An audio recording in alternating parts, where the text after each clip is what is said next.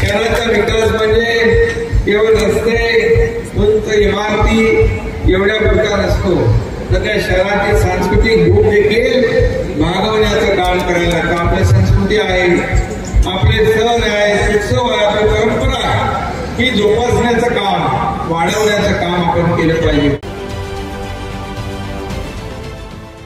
देश विदेशातील प्रत्येक घडामोडींचे लाईव्ह अपडेट मिळवण्यासाठी आता साम टीव्हीच्या सर्व सोशल मीडिया प्लॅटफॉर्मला लाईक, फॉलो आणि सबस्क्राईब करा. तसंच सर्व नोटिफिकेशनसाठी बेल आयकॉन प्रेस करायला विसरू नका.